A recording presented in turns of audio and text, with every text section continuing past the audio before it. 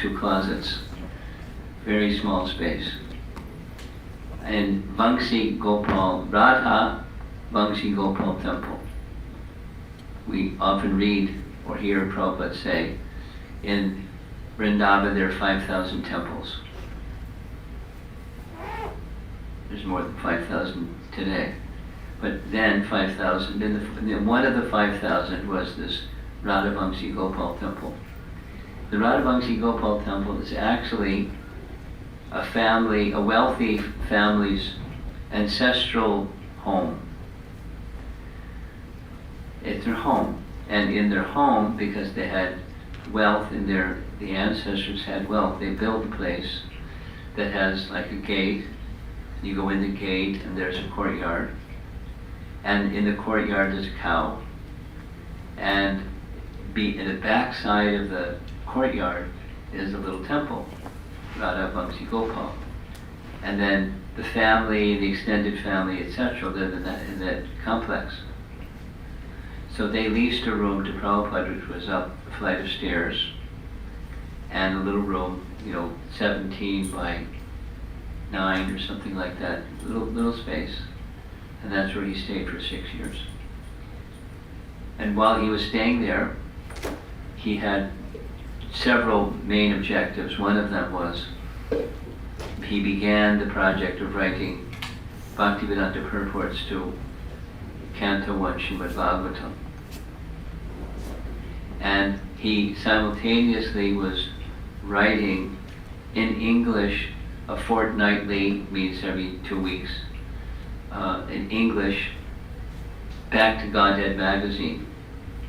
In both respects, he was just following Bhaktisiddhanta, because Bhaktisiddhanta had 2 such fortnightly magazines, one in Bengali, one in Hindi, and he did one in English, because that was his mandate in English. Preach message of Chaitanya Mahaprabhu in English. And what he did when he was making, because he didn't have any money, he left everything with his family. So he was vanaprastha without income. So he, at his own expense, printed this Back to Godhead magazine. And then he went periodically to Delhi and other places, but principally Delhi, for 2 purposes. One was selling copies of his Back to Godhead magazine, so he could have money for printing first Canto Bhagavatam, because he didn't have money, he had to pay the printer. And the other was he was looking for potential candidates to assist him in his mission. The mission was Bhaktisiddhanta gave him, English language preaching to the West. So in one of those visits to Delhi, a gentleman gave him a flyer that he had received in the mail. The flyer, this was January 1972. January 1972, a little while ago. And the flyer was an announcement of a gentleman in Japan who was planning to have a conference, and the conference was called something like Congress for the something. Somebody can look it up with your little handheld device. It's for cultivation of the human spirit. Congress for the cultivation of the human spirit, which could mean anything. But it was a period of time in history where after World War II, this is my understanding of what was going on. Right after World War II, people weren't allowing visas. The doors were locked. There was mistrust in all directions. Just as pendulum was starting to swing in the other direction of opening the doors for international cooperation, international participation, people that wanted to see cultivation of the human spirit, elevation beyond, that we're at war with each other and in the trenches. So this far-seeing gentleman in Tokyo wanted to hold such a conference. Conference for the Cultivation of the Human Spirit. The gentleman that Prabhupada met in Delhi gave him that flyer. Said, you might be interested in this, so he was interested. And he decided, why not? Bhaktisiddhanta said, go to the English-speaking, but it's outside of India. That was part of the idea, so let me give it a try. And so Prabhupada wrote a letter to the organizer of this event and basically indicated, I want to come. Please send me a letter which I can use to get a visa to go to Japan, to the Japanese consulate. And the man wrote back a letter. He got a nice letter. The copy of the letter is found, available digital now, and inviting him to be a guest speaker at the conference. So Prabhupada getting that letter of invitation, the next wave of activity.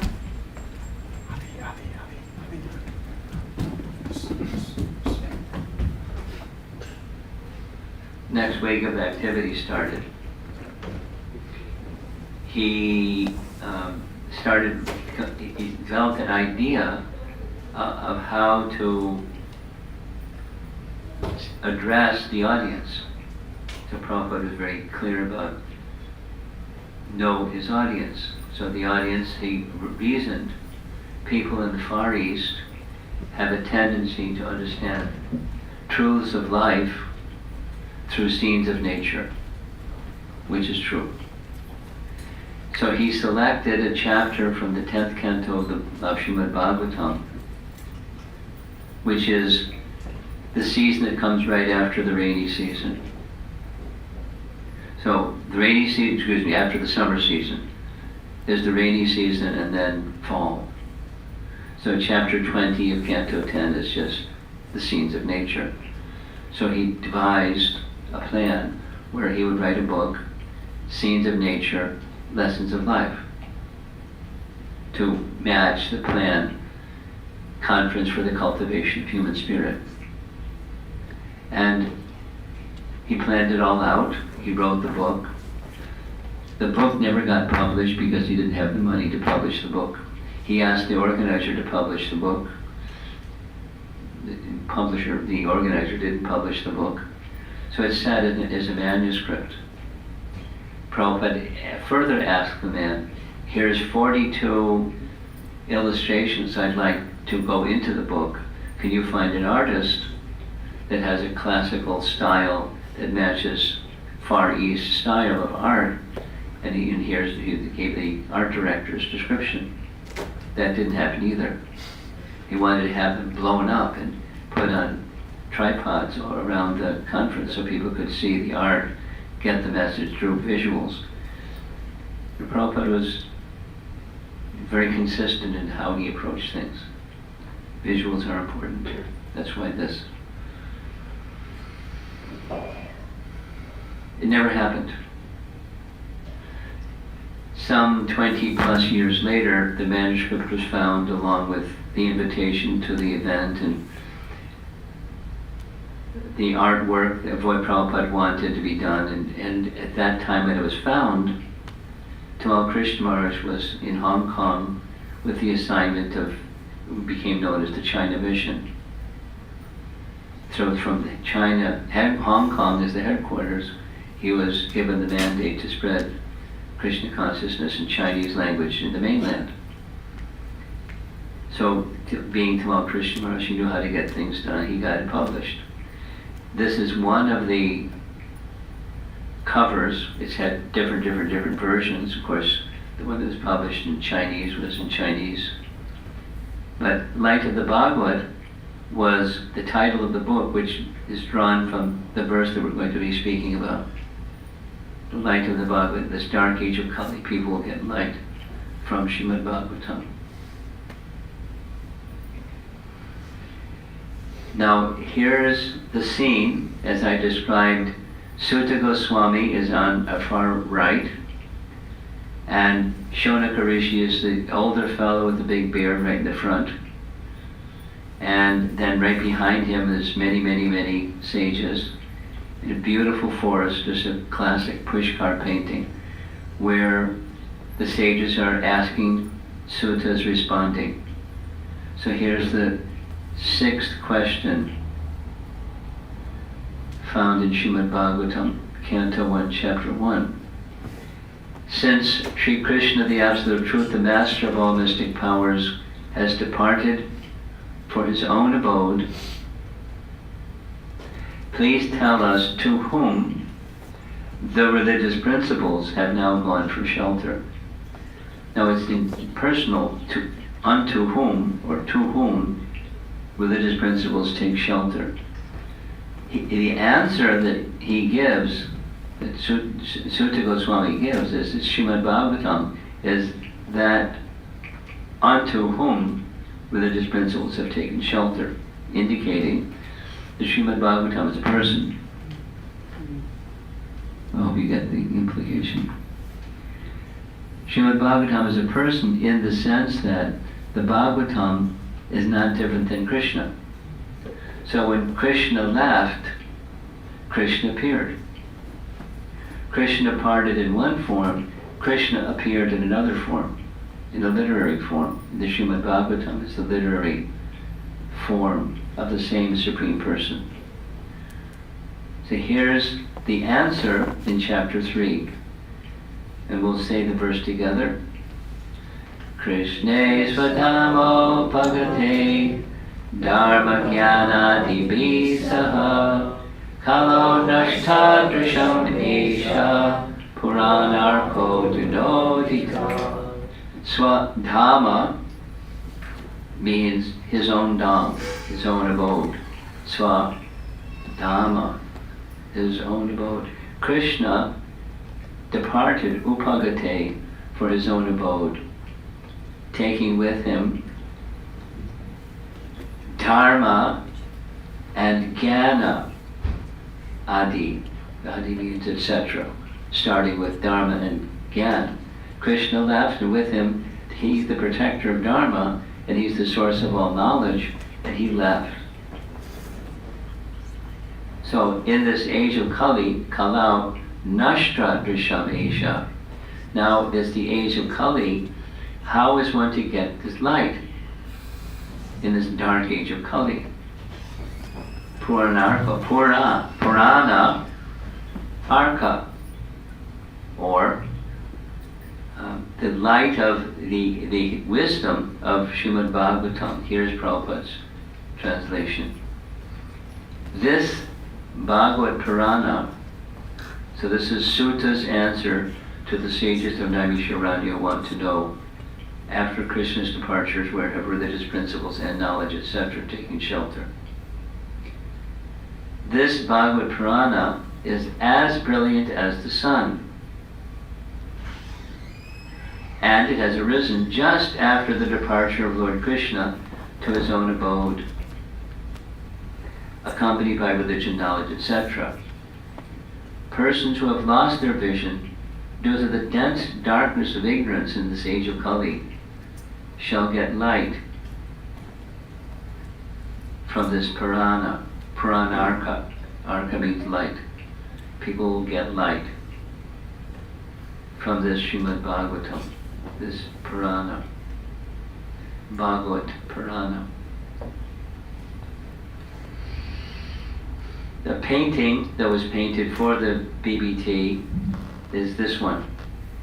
On the left, upper left, that's Vyasadeva holding a light in this dark age of Kali, and that light is Krishna himself. And below, that's the dark age of Kali, where activities in ignorance or darkness are abundant. So how is one who is a victim or captured, influenced by this dark age of Kali to get light? Religious principles, knowledge, etc., through Srimad Bhagavatam. One of the ways that Prabhupada described this is generally we find the sun sets in the west and rises in the east. And when the sun sets in the west, it becomes dark. But sometimes shortly after the sun sets in the west, the moon may rise on the east. And generally speaking, the moon rays are a little cooler. And generally speaking, the moon rays are a little soothing in comparison or in contrast to the rays of the sun. So when Krishna came, it was the rays of the sun. He scorched the demons. He killed the demons. He relieved earth of the burden of demons, which was the request that was made of him, and he mission accomplished. And then the sun set. Then shortly thereafter, the moon came, or Srimad Bhagavatam came, and the rays of the moon are soothing, not scorching. But in this case, the moon rays, the moon, like Srimad Bhagavatam, is as brilliant as the sun, but as cooling as the moon. Poetic. Soothing. The relief of demoniac tendency is accomplished by hearing Srimad Bhagavatam, and the reactions of past misdeeds relieved by Srimad Bhagavatam. Of course, the chanting of the holy name as well, but specifically the chanting, specifically the Srimad Bhagavatam, by design. Srimad Bhagavatam is Krishna himself, and Krishna comes in a cooling, soothing, but as brilliant as the sun form. That's the Srimad Bhagavatam. Now there's nice references that I want to make specific to the point of this verse. One of them is found in Tattva Sandarbha. If some of you are newer, I'll guess, and you may need a little introduction to what's this Tattva Sandarbha. Tattva Sandarbha, one way to describe it is, it's a 6-part commentary on Srimad Bhagavatam. And the first of the 6 parts of that commentary, the style of writing is a Sandarbha style. There's rules of how you compose a Sandarbha. So he followed those rules and composed 6 Sandarbhas. And the first of them is Tattva, or truth. Do you want to speak about the truth of Krishna, Krishna Tattva? So it's Tattva Sandarbha. And he makes several references in this section number 20 where he quotes 3 different references. One of them is from the Skanda Purana, Vishnu Kanda portion of Skanda Purana. And there specifically, another one of the Puranas is referring to Srimad Bhagavatam, specifically Bhagavad Purana. The Srimad Bhagavatam and the personality of Godhead are always of the same nature. He's making a case, he makes a statement. The classic way of his writing, or scholarly writing, is statements are made to support the statement Scripture is referred to. And several scriptural references are given to support the statement that the Bhagavatam and Krishna are not different. Srimad Bhagavatam is Krishna, Krishna is Srimad Bhagavatam, they're not different. So this is one of those references. They are always of the same nature, possessed of eternal existence, Sat, full knowledge, Chit, and complete bliss, Ananda.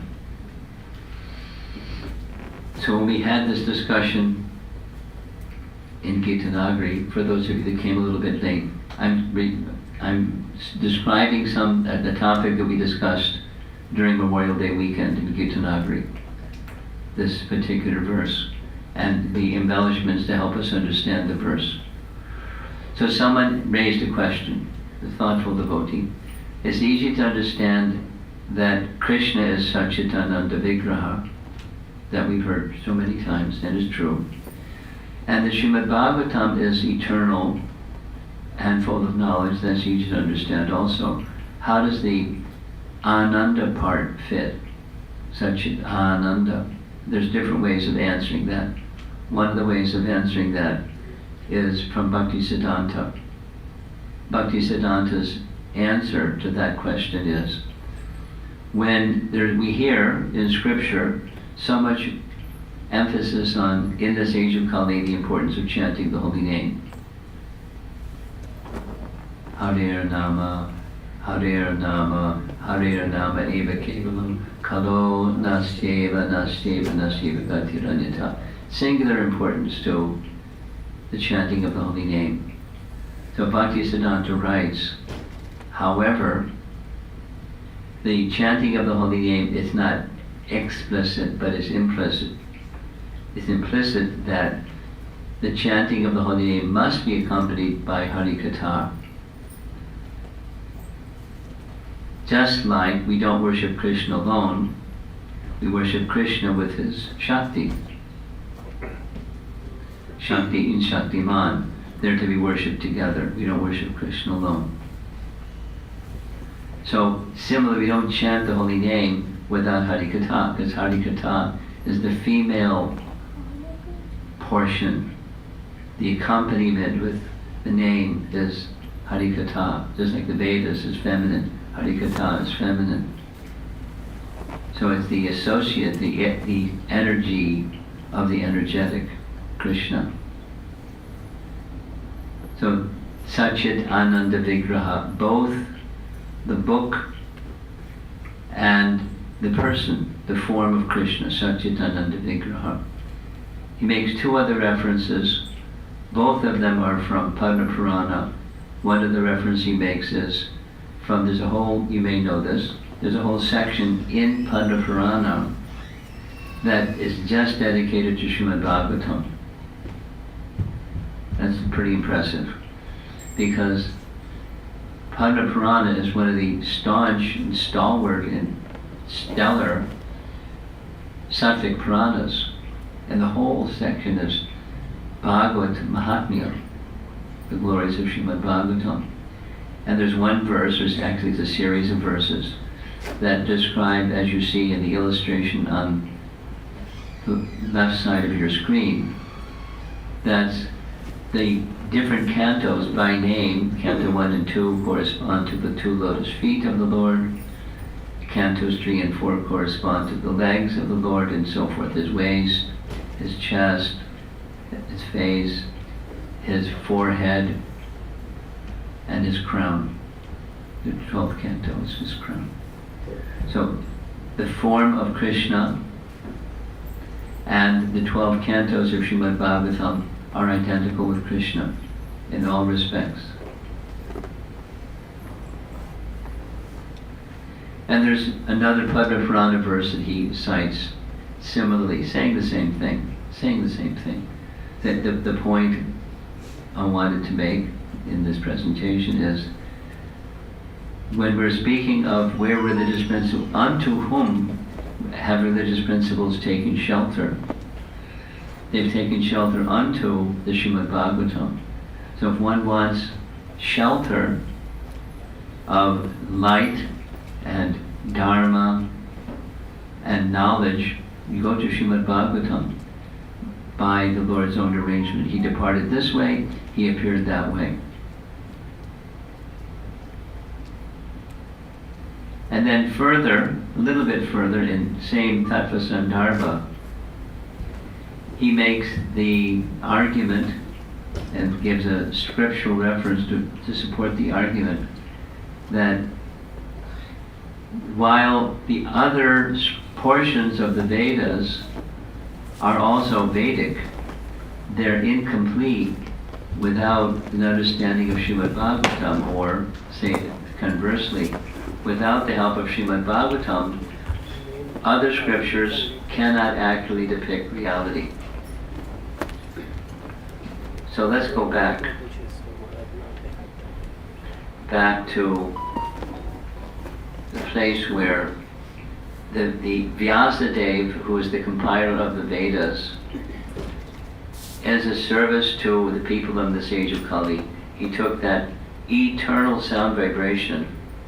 The Vedas are eternal sound vibrations representing the absolute truth, and he compiled them. And after compiling them, all of them, by name, the Agamas and the Upanishads and the histories and this and the that's, and then he summarized them all in the Vedanta Sutra, and he was not satisfied. Narada instructed him, you didn't make a mistake, that's not why you're dissatisfied. But in all of this literature, you didn't sufficiently highlight and focus on the glorification of the Supreme Person. So you should compose such a literature. That's what Srimad Bhagavatam is.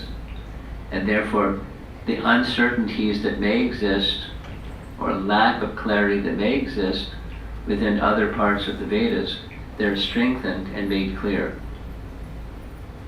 through Srimad Bhagavatam. So his presentation in Tattva Sandarbha is that the highest truth is Srimad Bhagavatam. Krishna is the highest truth, and that highest truth is best understood through Srimad Bhagavatam.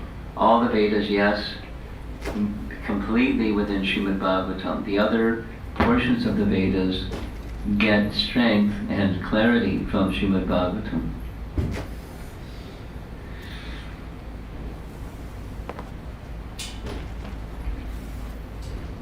This is a little drawing of Vishwanath Chakravarti Thakur, and in his commentaries on these two verses, the very first verse of Srimad Bhagavatam, 1.1 Bhagavatam, and this very verse itself, 1.3.43 Bhagavatam. In the first verse, Vishwanath Chakravarti Thakur refers to our verse under discussion. And when he refers to it, he is speaking about the affinity that persons who have shelter of Krishna have. He gives reference to Daruka. Who's Daruka? Krishna's chariot driver. Krishna's chariot driver, exactly. So, in the 11th canto, chapter 30, it's the last chapter where before Krishna departs. And before Krishna departs, many things happen. Besides the Moshila Leela, that it's a self-annihilation of the Yadu dynasty at Prabhas. Balaram departs in a very unique way, and then Krishna is getting ready to depart. And Daruka, his chariot driver, knows it, because he's so intimately connected with Krishna. He knows Krishna's mood. He's going to say goodbye. We're not going to see him again. That's it. So he comes before Krishna, asks, please take me with you, basically. And Krishna says, no, I have some service for you.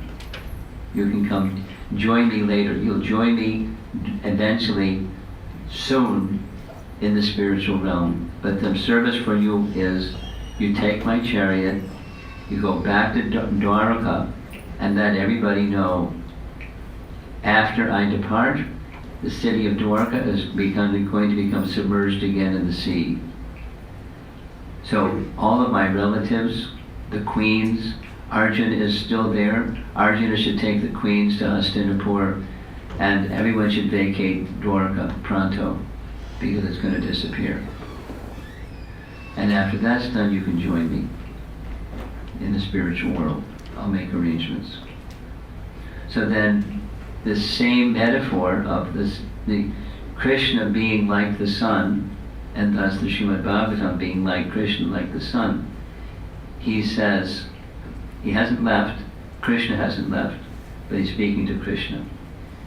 Just as on a moonless night, people are merged into darkness and cannot find their way, now I have lost sight of your lotus feet, my Lord.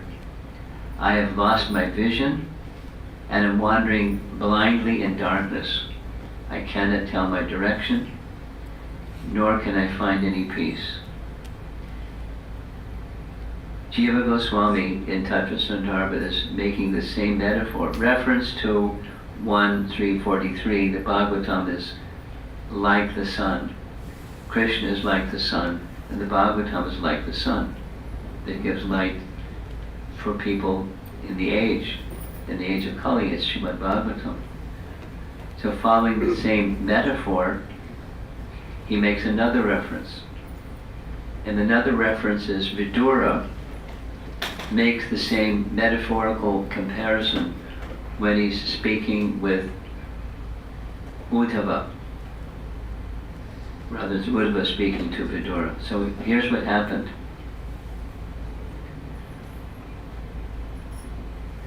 Before Krishna spoke to Daruka, just before that, Krishna spoke with Uddhava. Now, it took me a while to sort through all of this. The chronology was confusing to me. So I'll go through it slowly. Krishna spoke Uddhava Gita. Krishna spoke Uddhava Gita. How many chapters are there in Bhagavad Gita? 18 chapters. How many chapters are there in Uddhava Gita? 26 chapters. There's more chapters in Krishna's talks with Uddhava than Krishna's talks to Arjuna. Now, Bhagavad Gita is well known. It's the standalone book.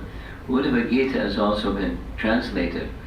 But Uddhava Gita came in a very similar dynamic as when Daruka knew Krishna was going to leave, Uddhava knew Krishna was going to leave, but they're back in Dwaraka.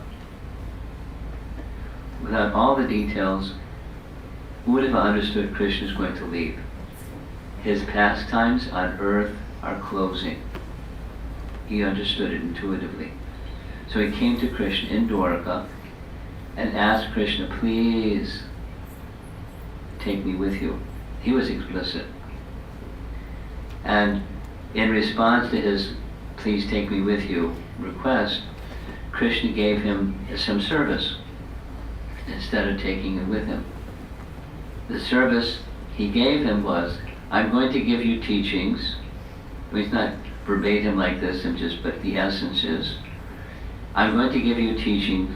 You are very wise, you'll understand all these teachings. Take these teachings to Badrinath at the hermitage of Narayana Rishi and all the other sages with him, and you convey my teachings to them, and then you'll be free of this service I'm asking of you. You can join me later. And he makes an arrangement for Uddhava to join him. So Uddhava is a servant, and it's a very specific assignment. So he starts to go, but he can't bear separation because I'm never going to see Krishna again. So he doubles back. And when he comes back, he finds Krishna at Prabhas. And he finds Krishna in Prabhas underneath a young pipal tree, leaning against the tree with his leg up on his knee. And he does it again. Oh, Krishna. I mean, he here specifically he asked two questions. The one question was, long ago, you spoke transcendental knowledge to Lord Brahma. Did you know that? Canto 2, Chapter 9. Krishna spoke transcendental knowledge to Brahma after his 100 celestial years of tapa. The Lord of Vaikuntha appeared before him. Voila. Or Bhavati, here I am. In his spiritual world, surrounded by various potencies, and Lord Vishnu came. Very exciting. Lord Vishnu stood up and came before Brahma, who was in meditation for 100 celestial years, and extended his hand. They shook hands. So Sakya Rasa with that particular Brahma, anyways. And then Brahma asked Vishnu many questions on transcendental knowledge, and you instructed him in transcendental knowledge. Could you share with me those teachings that you gave to Brahma? That was his question. It doesn't give the answer. It doesn't give 23, 27 chapters. It's just a question.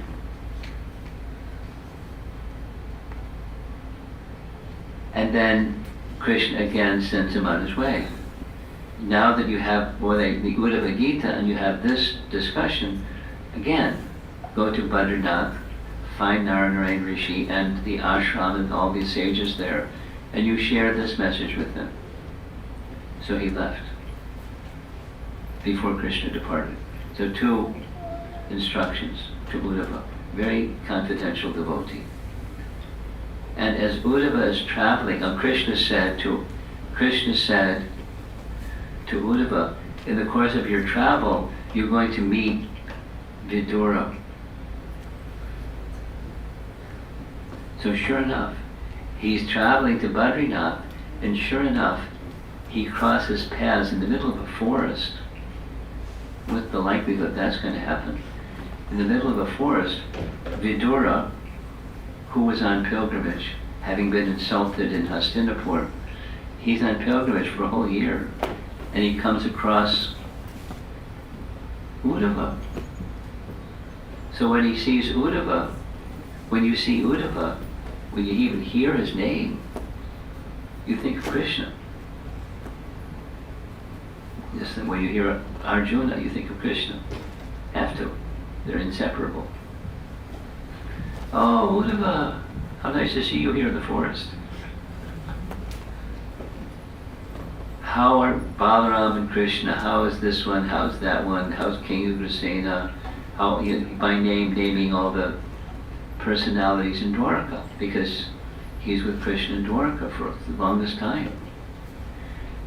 Vidura, this is the storyline, Vidura already knew that they had departed, but he didn't want to say it. He didn't want to give him bad news. Your dear friend Krishna and Balaram and everybody, they're gone. He didn't want to say it. So he just asked him, how is everybody? Vidura couldn't speak. Uddhava couldn't speak. He became choked with emotion. And he finally gained composure because he's this most spiritually advanced person in Krishna's entourage outside of Vrindavan. Very elevated person. But he looks at Vidura as elder. And so he's cultured. He respects Vidura. And he says, here's his words, when he uses all of this is the same metaphor that Krishna is the sun, and the Bhagavatam is the sun, like the sun. My dear Vidura, the sun of the world, Lord Krishna has set, and our house, which means that they're in the same dynasty, a lineage of persons born in the Yadu and Vrishni dynasty, both. Our house has now been swallowed by the great snake of time. What can I say to you about our welfare? He didn't specifically ask about Vidura's welfare, about Uddhava's welfare. He asked about everybody else, but they've all departed. He didn't see it happen, but Vidura passing through Prabhas, it had already happened. By the time he met Uddhava, it had already happened and he knew it. So here's the sequence again. Here's in Dwarka, Uddhava's at Krishna's feet, tears in his eyes, appealing to Krishna to take him with him. This is the BBT painting. There's another painting where he's much more casual. He has his hand on Krishna's lap. in Krishna's, this is in Dwarka. And then he doubles back and he sees Krishna in Pravas by the side of the river. And behind him, in all these paintings, behind him is a witness of that conversation. That's Maitreya. Another BBT painting. There's Maitreya with the big beard, and there's Uddhava hearing Krishna give his response of everything that Krishna said to Lord Brahma. And another painting of the same. And so that's the end. This Srimad Bhagavatam is the place to get light in this dark age of Kali.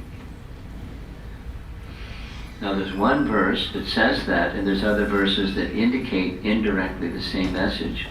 And our good fortune is we were also somehow in the darkness of ignorance of this age of Kali, and somehow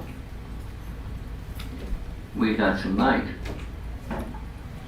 And the one bringing that light is our founder Acharya, somehow on the order of Bhaktisiddhanta to do so.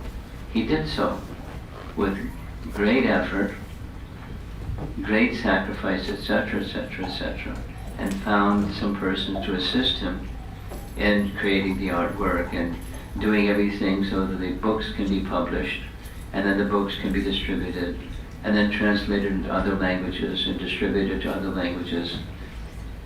Just this morning, I was taking part in a Zoom call with devotees, and one of the reports was from China and where they are in their publication of Chaitanya Charitamrita. So, good news. Chaitanya Charitamrita, the whole of Adi Lila, has already been proofread and is at the printer. Now I don't know if it's been released from the printer yet, but there's plan to have Madhya Lila completed, ready for the printer by the end of this year. I mean, it's big. And then by the following year, Anja Lila. So, the beat goes on, the BBT mission goes on. And, we can do whatever we can do to help the mission. One of the two main things we can do is receive, and the other is to give. Receive this light of the Bhagavad by reading it, studying it, teaching it, having reading groups, taking Bhakti Shastri, Bhakti Vaibhav, becoming good receivers of the message of Srimad Bhagavatam, and then distributing it. Volumes and volumes and volumes and volumes of Srimad Bhagavatam should light up the world in this dark age of Kali. What else are we going to do? We're little people, every one of us. We're little people. What can we do? To check, to be do something that diminishes the onslaught of the destructive forces of the age of Kali. We're little people. What are we going to do? We have something to do. Receive the Srimad Bhagavatam, speak it and live it, teach it to others, and distribute the knowledge.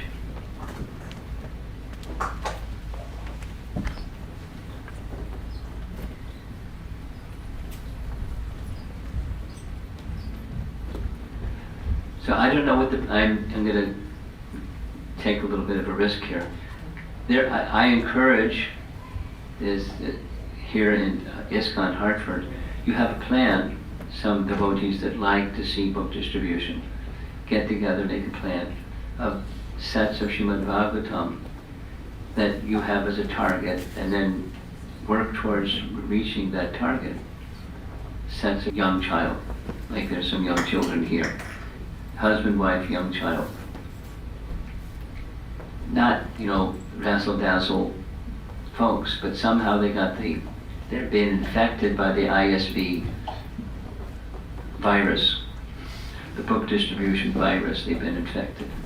So this one lady, she wasn't like jumping up and down. She was just very calmly saying, I have a goal of 100 Srimad Bhagavatam sets for this year. She. Not the temple. She. And so far it's 30, and she has a plan of how she's going to do the other 70. I wrote a note to Vaisheshe for compliments. You know, so by association with those that are in the fire, you get warm. That's what happens. So he builds a nice fire and fans the fire, and so I'm doing a little bit of that right now. Those of you that want to be part of your we're all little people, me included. We're all little people, but you gotta do something. It's getting darker and darker and wilder and crazier. What to do? Distribute Srimad Bhagavatam. Receive it, live it, speak it, teach it, and distribute it. And then when people have the sense of Srimad Bhagavatam that they didn't have before, figure out a way that they can be encouraged to read it, like set up reading groups and studying Srimad Bhagavatam together, and take it seriously, because we're little people, part of a big mission. And little people together can do something much bigger than one person can do. So I'm going to get off my soapbox, the book distribution soapbox, and see if there's any comments and questions on Night of the Bhagavad.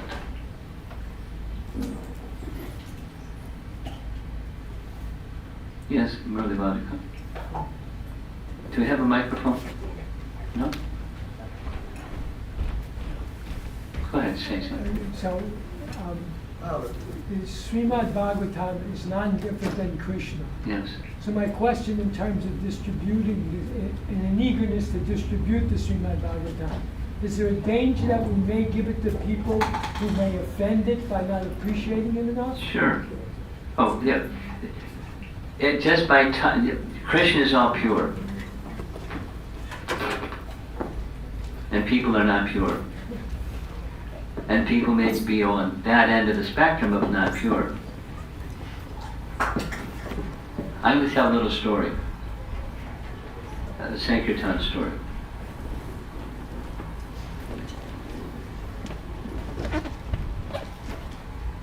Pay attention, it's a nice story.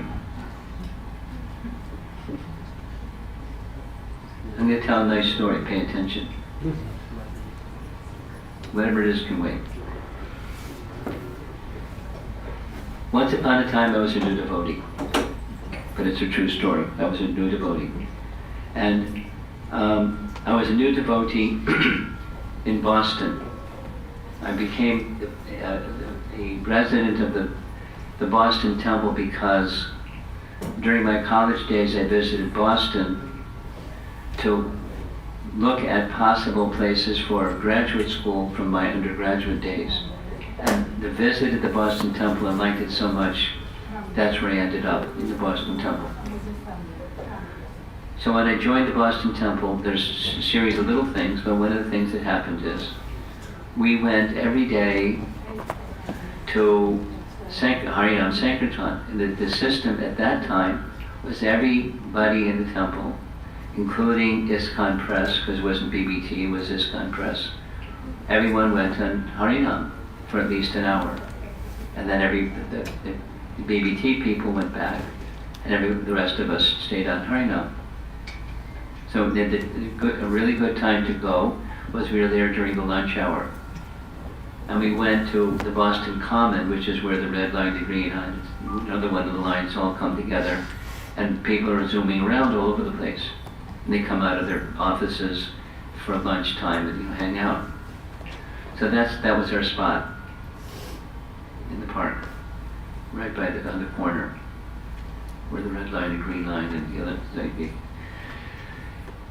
So the system at the time was, I'm responding to Murli Bhadika's question. The system at the time was that devotees would chant for half an hour, and then some would distribute back to Godhead magazine and invitations to the temple. And after that, we would switch. The people who were out, came back and chanted. The people who were chanting went out. So I was a new guy. I had hair, I had dungarees with a nice rip in the knee, it wasn't just fashion at the time, it was actually just worn out dungarees. And there was a wild man in the audience that I didn't know until I met him.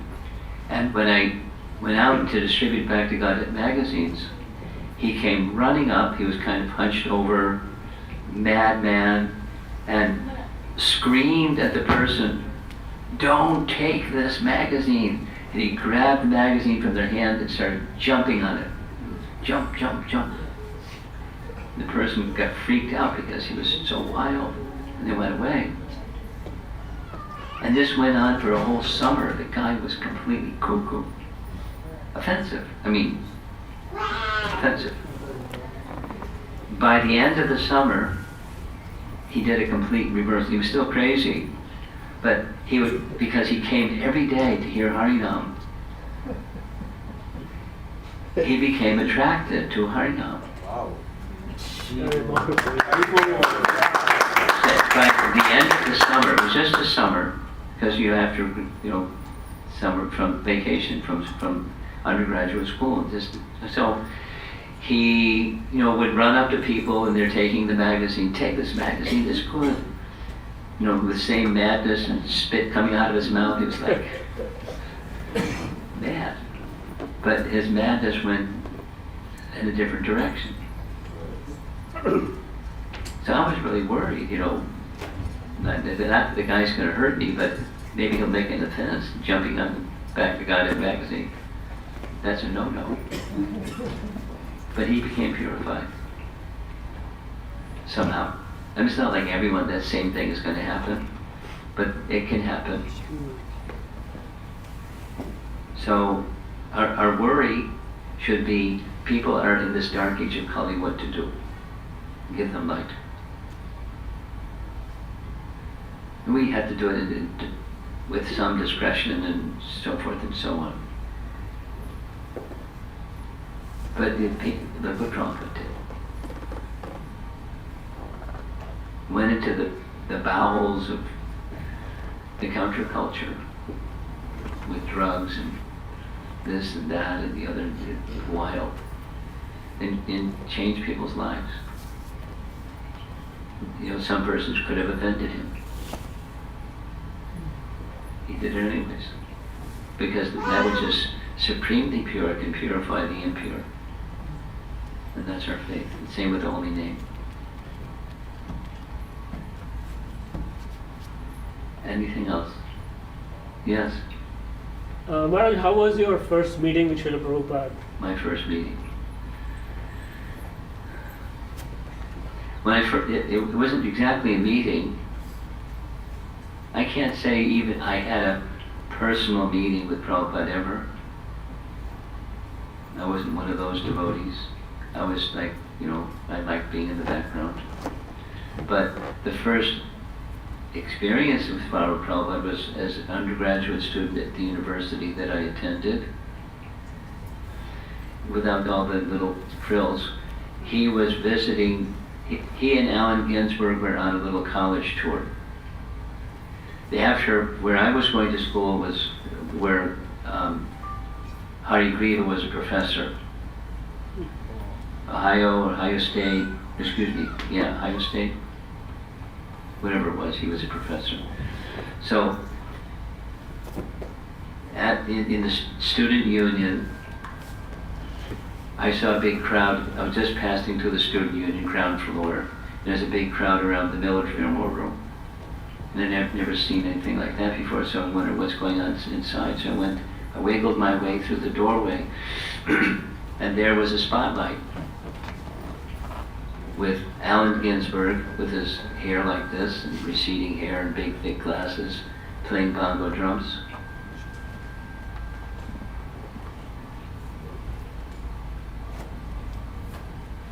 And Prabhupada playing cartels.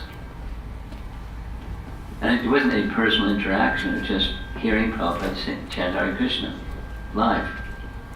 I didn't know who he was, I didn't know what the chanting was, I didn't know nothing about nothing. My life changed. In retrospect, from that, then a whole series of doors that didn't even exist before. There's a door, and then the door opened, I walked to the door, and so many things happened. Just my life changed by that Lavamatra Sadhu Sangha, Sarva Siddhi Hoy. It's true. That was my first. Anything else?